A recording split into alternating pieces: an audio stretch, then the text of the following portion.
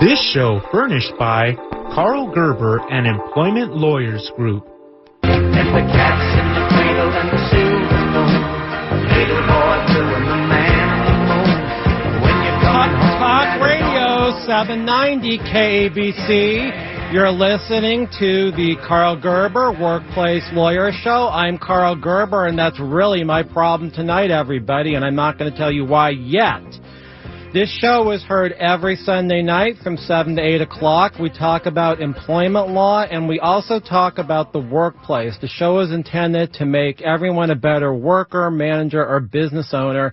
But before we get started, it's a special day today, so Happy Mother's Day! No, Dad, it's Father's Day. Hi. My son Stefan is here, and luckily he corrected me. I don't know how I made that mistake. It is definitely Father's Day and not Mother's Day. Oh, boy. So happy Father's Day, everybody. And I guess I should tell you this show is intended for all of the fathers out there. That is, at least the fathers who are aware of the fact that they're fathers. Accordingly, the show is not really dedicated to sperm donors or fathers whose driver's licenses have been suspended due to non-payment of child support, unless maybe that's because of a wrongful termination, which prevented them from being able to pay their child support. But seriously, doesn't it take a long time to get your license suspended? So, if you are under 12 and consider yourself the father of a fish, dog, cat, or maybe chinchilla, this show is also dedicated to you. Since it's Father's Day and not Mother's Day, I want to say I hope all the dads out there had a great day at the car shows in front of their televisions, watching sports, maybe drinking beer, or at live home games. Our baseball team today, the Hollywood Stars, you know that team that plays on the Gilmore Stadium there, Pan Pacific Auditorium area near Farmers Market? I believe they were playing. Whoa, we have another problem. That team hasn't been in Los Angeles since 1958. I guess our sister competitor station, CBS, knocked down their stadium, and they went to Salt Lake City.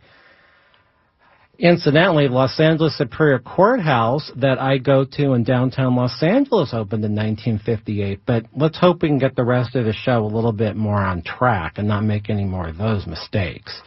Since this is the Father's Day episode of the Karl Gerber Workplace Lawyer Show, I'm encouraging the sons and daughters and maybe dads to call in. We want to do shout-outs like we did on the Mother's Day show. If you want to tell us about maybe the coolest car your dad had or what you did with your dad or his favorite brand of aftershave, even if it intoxicated the whole family with the windows closed, I'd like you to call in. Some of our shows are heavily scripted, as you know, and very funny, and we don't always have time to take call-ins. But on this show, we do. And so I'd like you to give us a call. We can talk about workplace issues. We can give the shout-outs for your dad. 800-222-5222. Once again, that's 800-222-5222. If you want to go on air and give a shout-out to a dad, 800-222-5222. I'd like to give a shout-out to a couple dads. While we're here, we may as well. I'd like to give a shout-out to my late grandfather, who is no longer with us. I'd like to give a shout-out to Ron. I'd like to give a shout-out to Ruben Torres in Sherman Oaks. I'd like to give a shout-out to Dr. What would his name be in Encino, Stefan? Dr. Shear, I believe. I believe his son may be listening. And again, please feel free to call in. So this is the Workplace Lawyer Show dedicated to fathers and workplace issues that relate to men. And I'd like to talk a little bit about some of these cool cars while we're on the air. I do apologize for not bringing on a phone sex operator or a porno star or a Playboy model, but I do represent a lot of women, and I think that would not be completely appropriate. So cars are good for this, and I know my son Stefan's room, who is live in studio tonight with me, he has a mural that I drew up, but I'm not a very good artist, and we painted on his closet when he was in nursery school, and it's got a lot of cars. It's got the front of the line with my grandfather's 1970 gold Camaro. This thing was really super clean. I never found the car that clean again. My grandfather waxed that car and it had the smoothest finish. And that's in front. And then second is my dad's 1968 Plymouth Satellite convertible. And behind that is my Carmen Ghia that I restored myself. And then the black Mitsubishi Spider Eclipse with the license plate EMPLAW on it that I got from a transgender client who was an excellent manager in the car business. And then behind that was a Volvo convertible with a license plate that said EMPESQ. ESQ means lawyer. And finally, Stefan's car was at the end of the line. At the time, it was a pedal car. So cars are good. We've got to talk about cars today. And I didn't get to a car show. As you know, I do work 7 days a week, and because I do this show live on Sunday nights, I devised a way to have my family here, and Stefan is here, my son, and also Brandon, my other son, and even my wife, who doesn't like to be referred to too much on these episodes. Sometimes I say strange things like we don't even kiss. So they're all here live in studio with me tonight, and we're going to be calling my dad, too. So we're going to have 3 generations of Gerbers, and maybe that will help you figure out where I come up with some of this material that you generally hear on these shows. So again, this show is aimed at helping employees avoid the type of legal problems that I end up representing them on because they have an actual legal problem at work. And a lot of these legal problems I see are the result of employees who have not adequately thought about their careers and how long they want to work. Those are very important things to start thinking about earlier than later in life. Other problems involve employees who are afraid of, they're afraid to say that they're being harassed or underpaid. They're afraid to complain. The conditions persist. So one of the things I think employees need to do is do some early life evaluations, and then again, evaluations at age 30, 45, 60, or maybe 75 about what they want to do career-wise, where the job is going, and that's going to help them think about some of the problems that might occur and where they want to be. So we are going to discuss some legal issues, as I told you tonight, that pertain to men at work and fathers. I will try to cover as much as I can legal-wise, but I do want to give you an opportunity to understand where the next generation of workers are coming from, and this is really important, even for people like me that maybe only have 20 more years in my career, but I know we have listeners that are young, 20, 15, 25. And then there are guys who are, and women, who are 30 or 35 or 40, and they need to know where the crowd is going to come from, like Stefan, who's 15, and Brandon, who's 9, because they're going to be entering the workplace soon, and they have an entirely different idea of how the workplace is supposed to operate than I had when I went into the workplace in the 80s, and I'm sure my father had, who went into the workplace, I think, in the early 50s. So it's very important to understand where the next generation is going to come from. And so doing so, I'm going to actually have my sons answer some questions. And I don't know how this is going to go. We're just going to have to hope for the best. First, I'm going to turn to Stefan. I'm going to ask him, Stefan, have you thought about a profession now that you're 15 and going into 10th grade? Yeah, I've thought about a profession. I feel that I would want to do something relating to science and math because that's what I'm really into studying at school. And so I feel that in the workplace, I would feel that it would be very interesting to work with those fields. Have you thought about a particular job that would be in math or science? Because that's obviously a pretty broad area. Well, I've had a lot of choices that I've thought of. But lately I've been wanting to pursue more of like a science, like physics, like maybe quantum physics, maybe. That sounds like it's a very specialized thing, and I don't know if there'd be jobs doing that at companies, universities. Have you thought about the kind of workplaces where you could do quantum physics as a profession? I've done a little research, not much, but there seems to be like very few labs that actually are doing this specialized new field. Which is a problem I hear commonly from employees when they're at a job and they're having a problem at work and they're in an industry where they feel it's very tight-knit or there are not that many different places with that job. A lot of times they are afraid to make waves and complain about things like the underpayment of wages or sexual harassment. And it sounds like the industry you'd want to go into would require a lot of education, right? Yeah, it would require lots of education, many years of college and others. The question I would have, are people with all that education who might be in the workplace with you going to be responsible employees who follow the workplace rules, or are they not going to be like that? Sometimes very highly educated people who have very high IQs want to do things their own way, and that can likewise lead to workplace violations.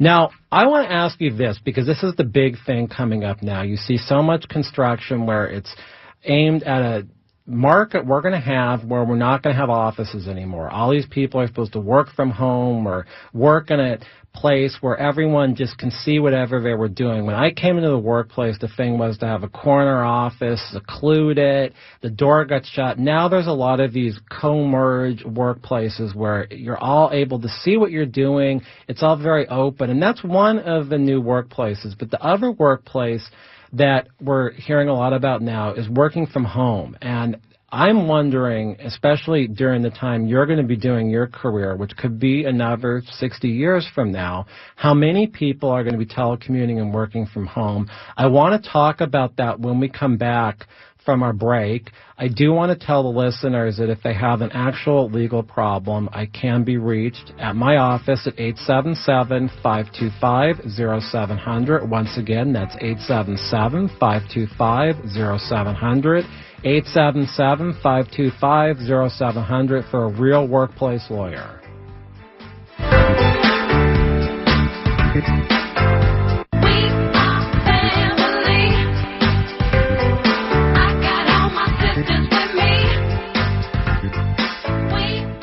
Since 1993, the Employment Lawyers Group has been a consistent force in fighting for the rights of California employees. They've represented thousands of employees in cases in which they've lost their jobs, been sexually harassed, discriminated against at work, or owed wages individually or as a group such as a class action. The Employment Lawyers Group has maintained a high win rate and a serious record before the California courts. Please call 877-525-0700 for an experienced work lawyer. That's 877-525-0700. They have call takers standing by. Online, research the firm at worklawyerca.com. They have offices throughout Southern California. If you hire the Employment Lawyers Group, your legal problem becomes theirs to solve. The 4 for $4 from Wendy's has a lot of fans because it's a deal that gives you a sandwich plus 4 nuggets, a small fry, and drink, all for just $4. But now the 4 for $4 has more variety than ever with 8 sandwich choices. I'm loyal to the double stack. I'm Junior Bacon Cheeseburger through and through. I pledge myself to the crispy chicken sandwich. I'm loyal to my hunger. Whether you're loyal to one sandwich or all 8, the Wendy's 4 for $4 has a sandwich for you. So try them all and pick your favorite. Now that's deliciously different. At participating Wendy's for a limited time. Offer not valid in Alaska and Hawaii. When working at a growing business, you wear many hats. The new business hat, the buying toner for the copy machine hat, the sifting through tons of resumes hat. You can throw away that last hat thanks to Indeed.com. When posting your job, Indeed lets you add screener questions that give you a less time-consuming route to your short list of qualified candidates. So go ahead, dust off that extra long lunch hat. Hiring's better when you've got your short list. Save time on hiring when you post a job on Indeed. Get started today at Indeed.com/hire. The workplace is a soap opera of relationships, rules, and labor violations. Hear about it Sunday evenings from 7 to 9 on Karl Gerber, Workplace Lawyer, right here on Talk Radio 790 KABC. And the cat's in the cradle and the silver spoon. Talk Radio 790 KABC. This is the Karl Gerber Workplace Lawyer Show. It's Father's Day. I have my 2 sons in studio, and we're talking about the workforce and how it's changing, because it always changes. It's very important to keep up with it, or you may find yourself out of a job, or you may find yourself doing things in the workplace which are no longer appropriate.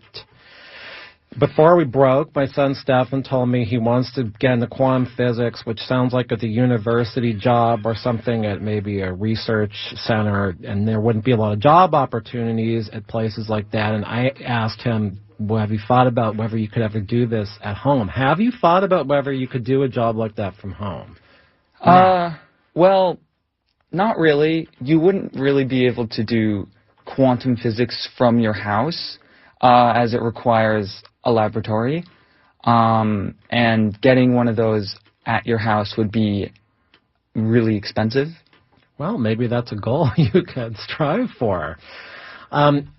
The work-at-home situation is going to happen more and more in the next 40 and 50 years. I don't know if quantum physics in 2060 could be done from home. A lot of science now is done on computers, and I know my brother, who is in the science industry, he went to MIT and Harvard. I think he's at a Harvard hospital now. He does his work on a computer, and it's not as much as the physical lab. But the work-at-home issue is going to be a big issue, and it is a situation where people can't be monitored. Now, it sounds like what Stefan wants to do is going to be the old-time collaboration between other people in a laboratory setting. So that may not be a job that can quickly move to somebody's house. Another question, Stefan, and I am his dad, so that's one of the reasons why I'm asking this. When do you plan to start working? Well, as soon as possible, really. Making income is nice, but the workplace isn't really favorable right now, I think, to someone of my age.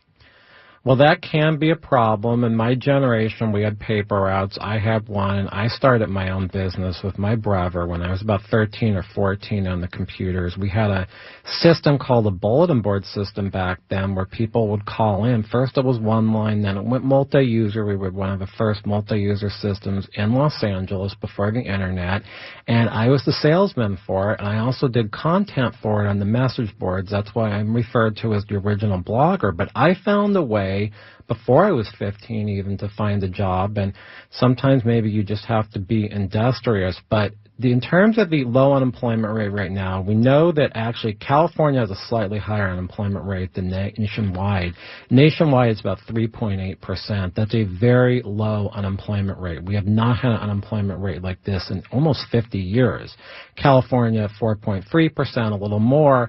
But the problem I see in the workplace now is the young people have trouble getting their first jobs. That remains a problem, the entry-level jobs, and also older people are being forced out. The workplace has never been terribly conducive to people that are older, and things change. And, some of what you got to do is adapt to the change so that doesn't happen to you. Now, I have another question for you, Stefan. If you were at a job and you got a paycheck, and I don't know how much this money is going to be in the next 3 years when you start to work, but if that's the case, and it was $45 short, what would you do about it?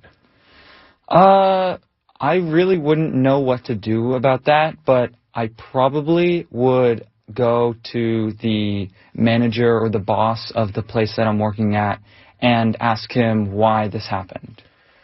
Yeah, that's good, because a lot of people would be too afraid to do it, especially if it was a new job, and it's important not to just be so passive. I believe we have a caller on line 1 that I'd like to consider taking if it would be possible to put them on. Well, do we have a live caller now on? Hello. Hi. I forgot your first name. Gerber's the last, but I've heard your show a few times. Good. I hope you have something favorable to say. Well, no, I was just going to tell you, I used to, when I gave up deciding to be a non-practicing lawyer when my dad wouldn't give me the Beverly Hills law firm, I got into the tour business, so I was an L.A. tour guide. But the family was born here going back to 1911. So when I did that, you screwed up the Gilmore Field versus Gilmore Stadium deal, but you got part of it right. Well, if I recall, the stadium was knocked down first, and then the field got knocked down. Right, and Loyola, when they quit their football, they were the team that played football there, the Loyola Marymount, but it was Loyola, and that's on the corner where CBS is, but that went down before 58, and then Gilmore Field, when the Dodgers got here, would have come down after 58, but they were over by the Pan Pacific Auditorium. Now, for those of you who listen to this show, you may know that I am a Los Angeles historian. My specialty is the San Fernando Valley, but I'm certainly very knowledgeable of Los Angeles. I believe, and this is way before I was alive, the Gilmore Field also had midget car racing, right? Yes, they did, in my lifetime. I started going to the San Fernando Valley during World War II to pick up eggs on the weekend. Oh, man, I'd love it if you would give me a call or an email offline. I love to talk to people about how it used to be. I've spent most of my life doing that. My mother grew up in the area also, my father. Now, my father told me that at the Pan Pacific Auditorium before the convention center, they'd have conventions there, and there's a park there. Absolutely. All of that is right, and you're correct about the midget autos. The San Fernando Valley, I got one question to ask you. The guy that delivered most of the babies, and I'm somehow making the assumption you're Jewish, but he did everything in the valley, was a guy named Eugene Gettleman in Encino. I will have to look up that name. What I do know is a chiropractor opened up a teen nightclub on Ventura Boulevard after Havenhurst, but that's about as far as I can tell you with the medical community in the valley way back. Okay, so you weren't delivered by Gene Gettleman? No, I was delivered at the UCLA hospital. All right, which came after him, but his boy, I grew up in the 50s in Beverly Hills, but my dad belonged to El Caballero out there off of White Oak. Which was started, I think Burroughs, who the Tarzan man, was involved in starting that country club. I would have thought he was dead before that. We started that in the 50s, is when that El Cab started up. But Edgar Rice Burroughs, I'm pretty sure, was dead before then. I don't know. And I didn't meet him there, and my dad was on the board, so I did know the people that put the club together, and Gene Gelson was one of the guys, the market guy. I think another really interesting historical fact some of the listeners may want to hear is Gilmore was oil and it was gas, and they sold it out of trucks. I don't know if it was Wilshire Boulevard or Beverly. It was all over that area.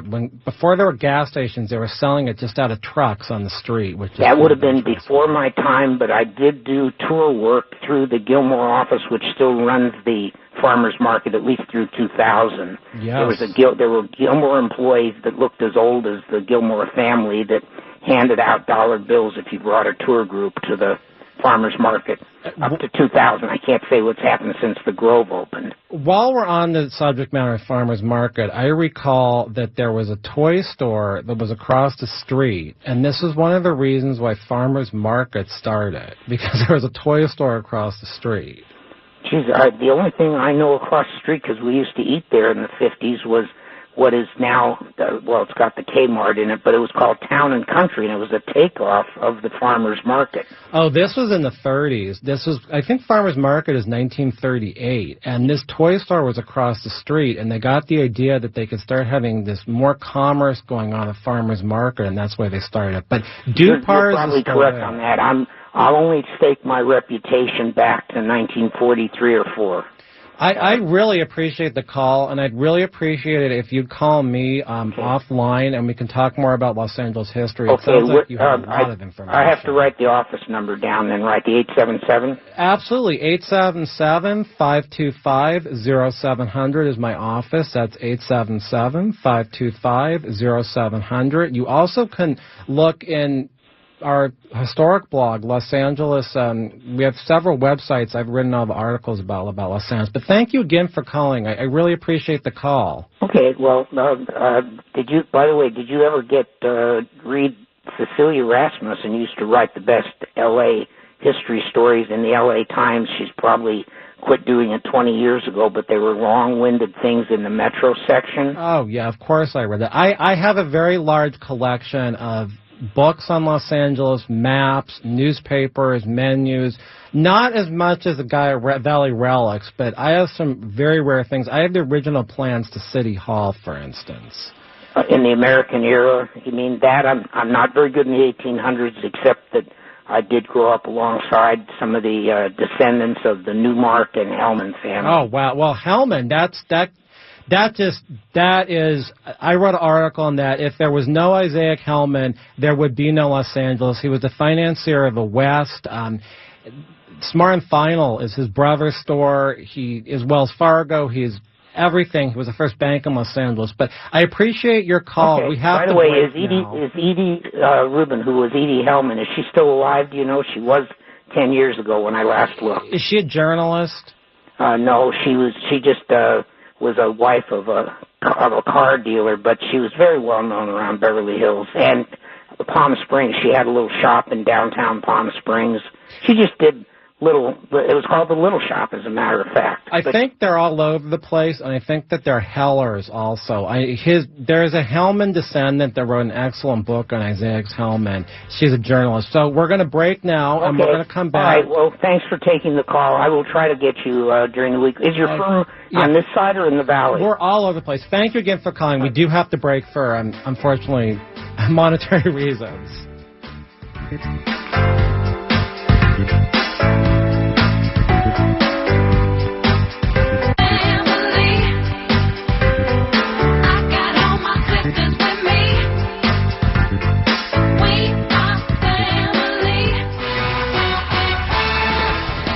Talk Radio 790 KABC News. I'm Joe Myers. Spontaneous parties celebrating Mexico's 1-0 victory over Germany in the World Cup today prompted the Los Angeles County Sheriff's Department to send response teams to Whittier Boulevard in East L.A. Large crowds were also reported partying along Bristol Avenue in Santa Ana. Motorists took it on themselves to form a blockade on the Foothill Freeway today when they spotted a horse galloping down the shoulder of the freeway. California Highway Patrol officers say the horse was spotted just after 3 p.m. on the 210 westbound near Osborne Street in the northeast corner of the San Fernando Valley. 790 KABC SoCal weather. Tonight, patchy fog after 11 p.m., low around 58, currently mostly cloudy and 67 degrees in downtown L.A. More news in 30 minutes on 790 KABC, home of the 30-minute nonstop news blitz. All the best stories and smart insights weekdays at 8, noon, and 4. I'm Joe Myers, KABC News.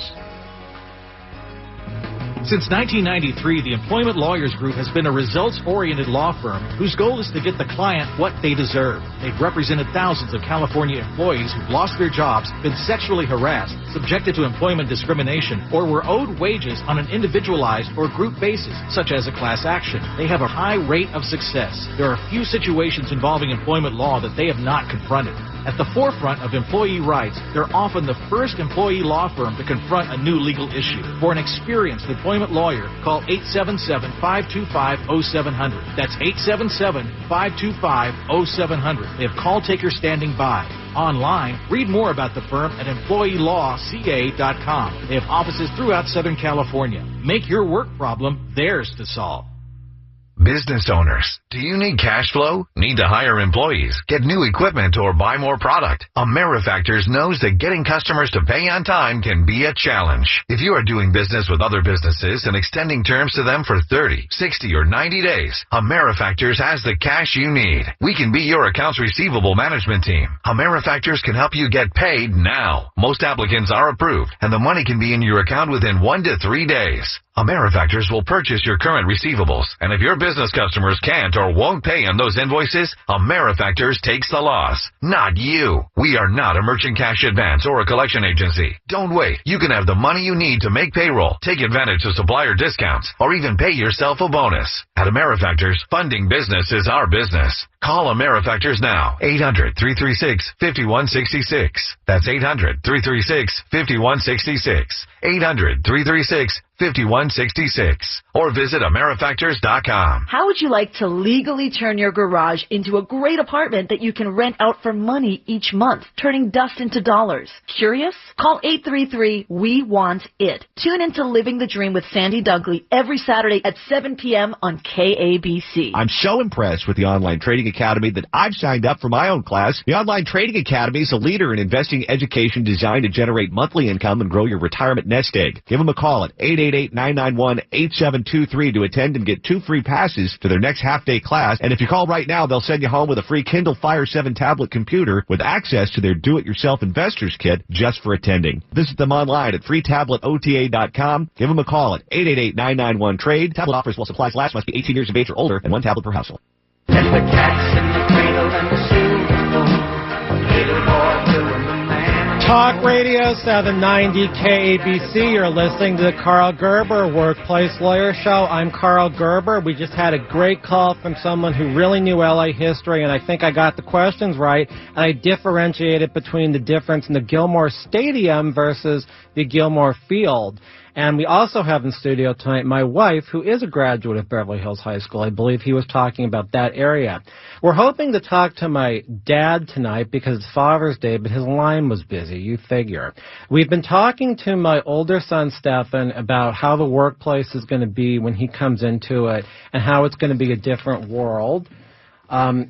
So we can get back to that at this point, and I will continue with that conversation. He told me that he would speak up if he found out his paycheck was short, which impressed me because I think we have a lot of people that don't.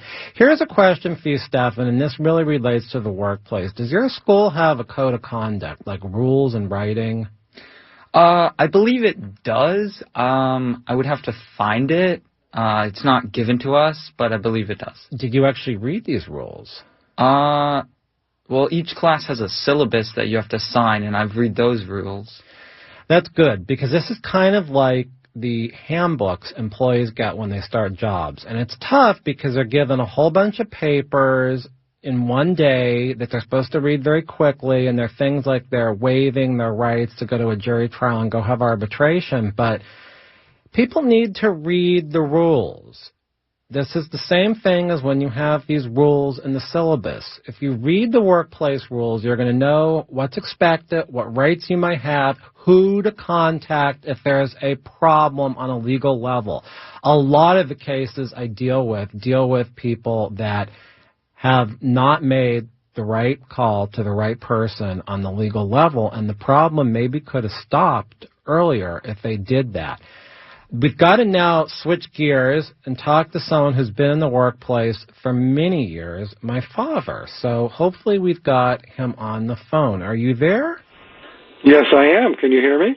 Yes, I can. This is my father, and maybe he can give you some background on how it is I'm able to churn out these completely bizarre scripts about legal scenarios every week while I'm doing my law practice, and how I come up with characters like Remus Helms and all that.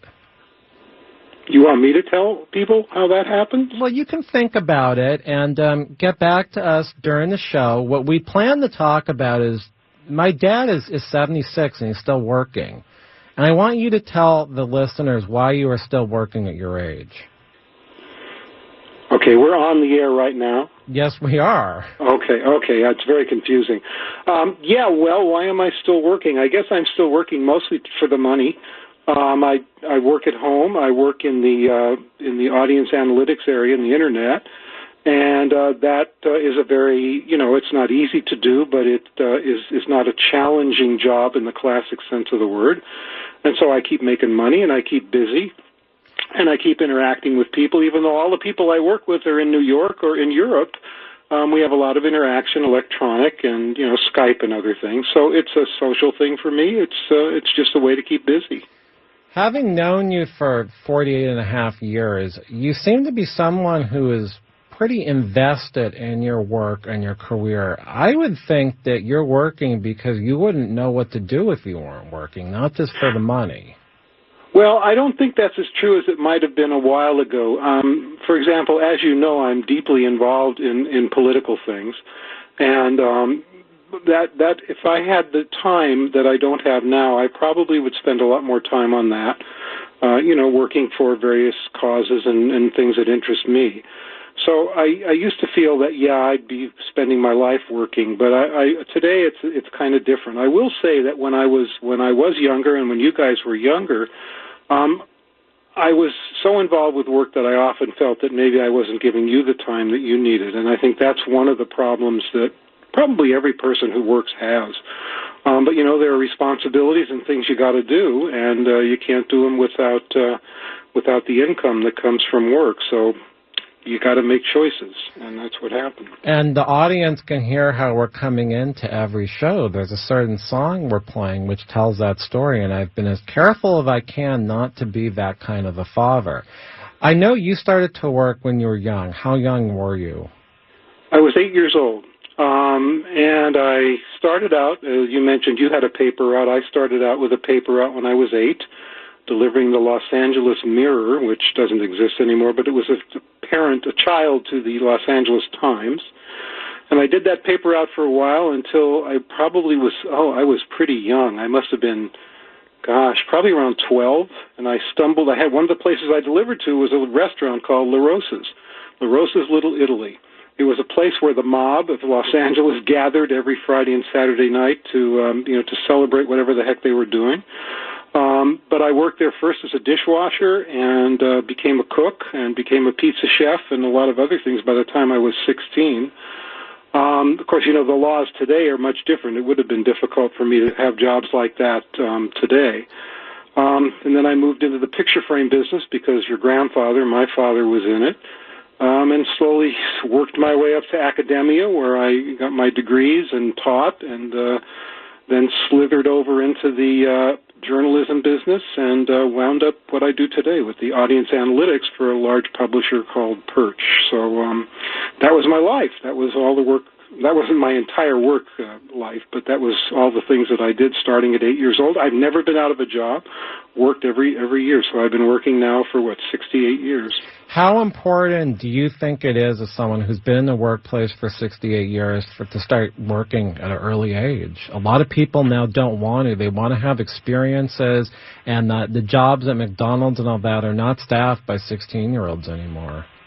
Yeah, I think it's very valuable. I mean, I think one of the things that my working, even when I was a kid, taught me was that there are lots of possibilities, and that you could work your way up to and through anything. And the variety that I've had in my jobs, which I just mentioned, it's been great. I mean, I really appreciate that opportunity to be able to learn about and try all kinds of things. I want to talk a little bit about how the workplace has changed in the last 68 years, because it has. It was a lot different, obviously, at different points in your career. I know when I used to visit you at California State University, Fullerton, the whole place smelled like cigarettes. There were ashtrays in the hallway. People were smoking in college classes. Obviously, they don't do that anymore.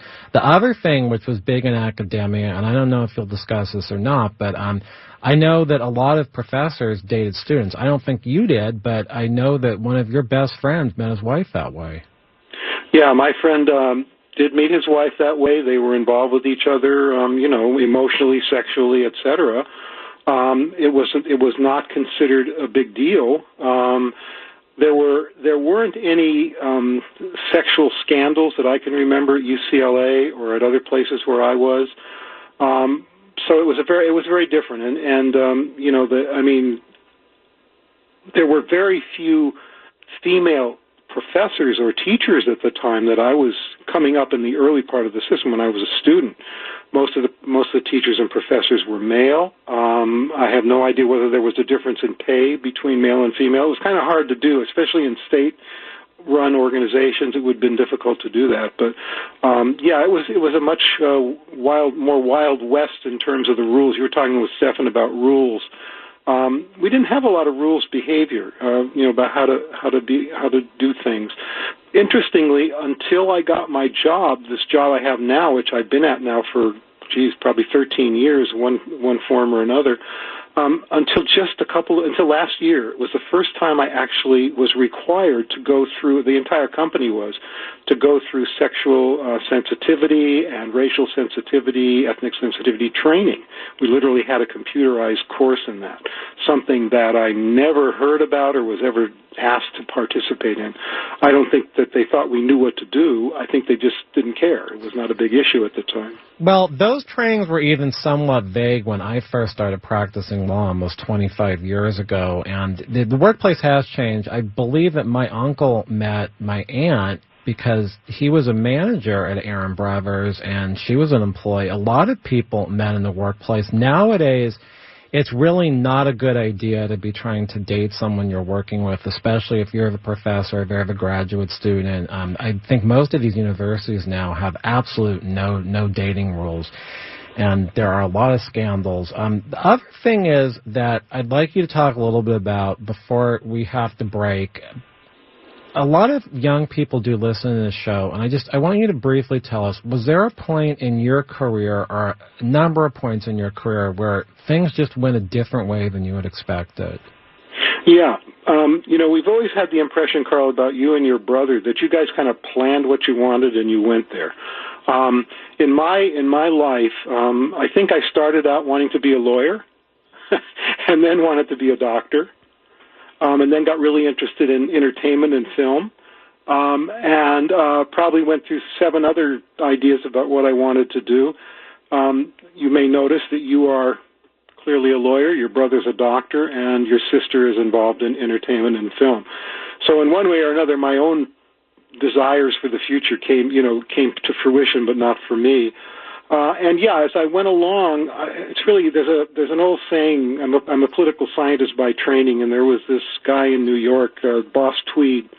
They said, "How did you get so rich, Boss Tweed?" And he said, "I seen my opportunities and I took them." And we're going to break in a minute, and I want to talk about that when we come back, because I think this is very important for people to understand. If you want to call me off the show, I want you to do that about a labor law problem at 877-525-0700. Once again, 877-525-0700, 877-525-0700 for a workplace lawyer like me.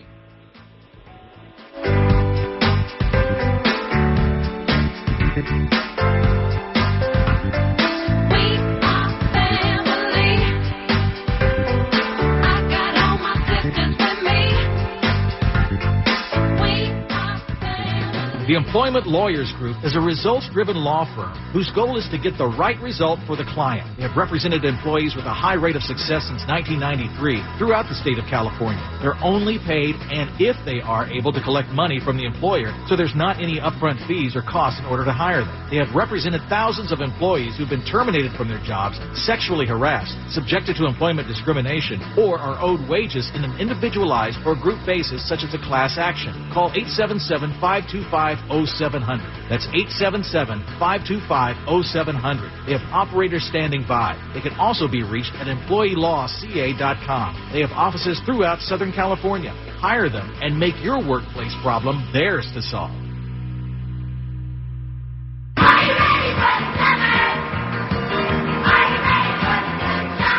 Are you ready? How's your lawn looking? What are you going to do about those bugs in and outside your home? Your windows, your garage, your mower. A homeowner's work is never done. And if you have any questions and you need a little guidance, call me, Lou Manfredini. All you have to do is call. House Smarts Radio is live every Saturday morning, 8 to 9 a.m. right here on Talk Radio 790 KABC. This is Dr. Drew Pinsky. The tragedy of recent suicides of Kate Spade and Anthony Bourdain brings needed attention to a problem that claims a life roughly every 15 minutes. Suicide claims about 45,000 lives a year and affects countless millions. And it is preventable.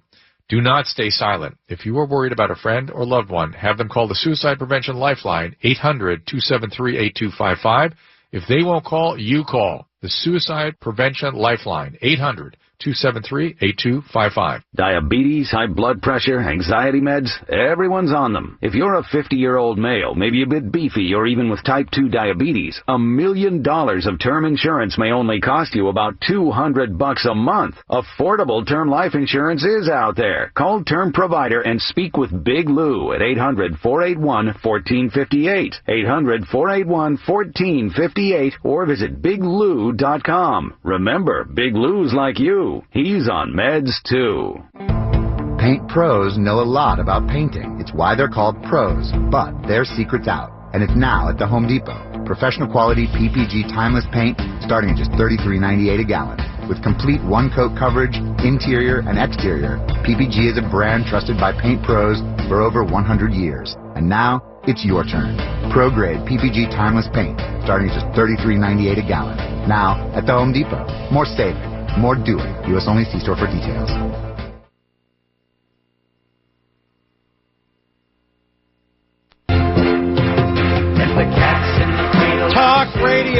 790 KABC. You're listening to Karl Gerber, Workplace Lawyer Show. It's the Father's Day episode. We were talking to my father before we broke. He's going to very briefly tell us about how there was a spot in his working career that changed the rest of his working career, because I want employees to understand sometimes that can happen. Very briefly, if you could tell us about that, because we have a couple other things we still have to cover tonight.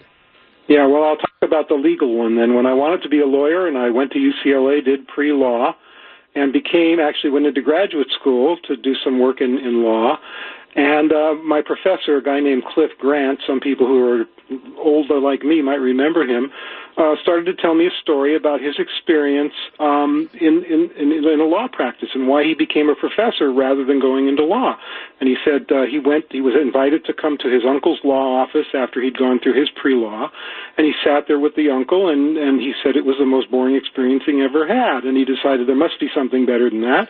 He went into constitutional and law and legal history. He wrote constitutions for various countries.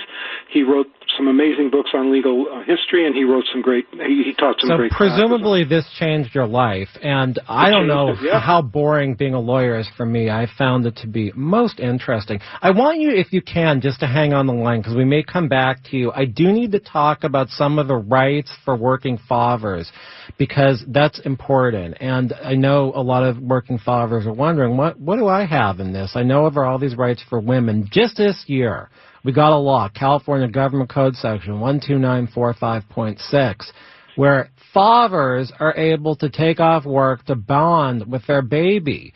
Wasn't really allowed before 2018.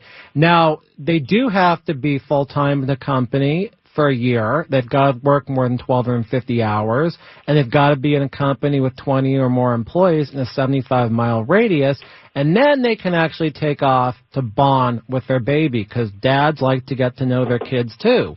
And another right they would have is 6 weeks of partial pay from the Employment Development Department, which is the same place you go and get unemployment benefits. But you can be fired for being on that benefit if your employer isn't 20 employees. The federal family medical leave doesn't really cover baby bonding. It doesn't. Federal cases started saying if the employee manual, we talked about employee manuals earlier with Stephan, if the employee manual says we're going to give you baby bonding equitably as a matter of fairness, the company can't stop it. But that's not what the federal FMLA covers. Now, if you look at the California Family Rights Act, which is the same as the FMLA, but on the California level, it's supposed to cover, obviously, the birth of the child. It also covers the placement of the child. You can be off for that, and you can be off for adoption or foster care. But nothing I just mentioned says general baby bonding. So the CFRA doesn't seem to really cover this baby bonding, and a lot of people are getting fired for it. The other thing is birth of a child means birth of the child. It doesn't mean getting to know the child. And a lot of this FMLA stuff, just so everyone knows, it's not intended to be a child care statute. That's not what it is. And it's also for dads whose wives or partners maybe had a C-section, the lady can't move at all, and they have to care for a newborn for a brief period of time. But very limited rights for men. And the other thing I would like to say is, out of all the cases I've done with men over all these years, I see there being different cases for men and women in employment law. Prevailing wage is a big one. That's where you're working on a public contract, state. You're a construction worker, and you have to be paid a certain wage. There are not a lot of women in construction, so they don't end up being prevailing wage people. Men seem to get contracts more than women. I guess women are not felt to be good enough or worthy to get a contract, and men, maybe it's in our sexist society, are given contracts for bonuses and commissions and length of time they can be at work, 1 year, 5 years, something like that. They're more likely to have a contract. And men are also more likely to have overtime disputes. One study I can tell you from 2016, men work 9% more every day than women at work. That doesn't take care of the fact women are at home. They usually have the brunt of the homework, which means they're actually working more, but working outside of the home less, so men are working a little longer and they're more likely to get paid overtime and have issues with that. Now, I also have my youngest son in studio, Brandon, and again, we're going from someone who in the workforce 68 years, my dad, and we're going to talk to Brandon for a minute. And Brandon, I have a question for you because this goes back to some of the things we're talking about. How do you feel about having a dad that does work a lot? Well, it is good for you so you can stay at work longer, but I don't usually get to see you that much. Well, we do spend all weekends together, usually. Well, besides weekends, on weekdays, I don't usually get to see you that much. You've seen me working a lot. The law work, construction work, this radio show, everything else. Do you think when you go into the workforce, you're going to work as many hours that I work? Probably because I need to work, too. Why would you need to work? To get money to buy stuff. What are you thinking about buying? A house. Have you thought about how much money your first job might pay? And this is somebody who's going to probably be in the workforce 70 years from today. Well, I don't know, maybe, Employees need to think about this, because if you don't think about what you want to earn, you may be getting yourself into a job where you're not going to be paid enough or as much. You may be dissatisfied. It's something to start thinking about even at 9 or at 15, what you're looking to work. Have you thought about a profession, Brandon? Maybe a carpenter. Why a carpenter? Because I like working with wood, and I have experience because for Cub Scouts, I learned how to hammer with wood. I believe I was involved in that, but you're going into 4th grade, and you may find other things. I know you were telling people you wanted to be an architect also. What do you think about working from home? Is that something you'd ever want to do? Maybe, because it would be getting lonely with no one, and I might get distracted without anyone, helping me. You're very social. You have a lot of friends. Wouldn't you rather be working in the workplace and sitting at home? Yeah, I would rather be working in the workplace because there's more people around me that I get to talk to. Working from home can be challenging. I know I did it for about a year or so when I was starting off, and when I was sick, the phones just kept ringing. Now, I'd like to switch topics a little bit. I'd also like to tell people, please do call me at the office about legal questions, 877-525-0700. Once again, that's 877-525-0700, 877-525-0700. I have offices throughout California. It's not just the Sherman Oaks office, not just downtown Oxnard. I've got Bakersfield, Riverside, Ontario, you name it where you're hearing the show. I've got an office. And Barry, are you still there? I'm still here. Okay. Now, the car that I liked growing up was a 1968 Plymouth Satellite convertible. Briefly, can you tell us how you got that car and why you gave it away to a neighbor? Because that car is very valuable now. Is it? Well, it was a convertible, and that was one of its problems. I will never forget the day that I went out to get into the car, opened the door, and just a torrent of water came out because the roof had leaked. It was kind of difficult to get it working after that, and I just gave it away. I can't remember how I got it. I guess I just bought it somewhere. The amazing thing is I think we paid $1,500 for it, and it was pretty near new. So the price of cars has changed drastically since then. I recall a story about us getting it from someone who got convicted or something weird, and we went to Newport Beach to buy it. Oh, yeah. Yeah, I can't remember what they were convicted of, but they were going off to jail or something. They had to get rid of it. Yeah, real deal. I got another just really kind of quick question for Brandon here. If you're in the workplace, Brandon, and your coworker, the guy sitting next to you, someone is saying mean things to him, what would you do about it? I would tell the boss. Excellent. Because so many of these cases involve people that won't speak up when there's acts of age, sex, race discrimination, sexual harassment. I'm impressed that a 9-year-old is knowing that he's supposed to do that. So this show is heard every Sunday night. A lot of time we have actors and we script these because these are very sensitive subjects. They're very funny. We try to make this funny because you learn a lot about the law. I think tonight you've learned a little bit about where the workforce came from and where it's going. And that's very important because a lot of us are going to be working with the Brandons and the Steffens. And we need to understand how they view the workplace, too. It's not just about us who entered the workplace in the 50s, the 60s, the 80s, maybe the 90s, even the zeros. And so it's, again, happy Father's Day to everyone. This has been a real family affair here with both of my sons in studio, my dad on the phone, and my wife here. And I really appreciate everyone calling in. We're getting a lot of calls, but I'm just not able to take them right now because we're running out of time. This has been the Karl Gerber Workplace Lawyer Show, and I am Karl Gerber, and I appreciate you listening. Tune again, 7 o'clock next week. Go to Karl Gerber, KABC. Listen to old episodes. It's a really good idea. If you go to that website, you can also read about my historical blogs and read about Los Angeles history, which I think some of our listeners like. Thank you again for calling.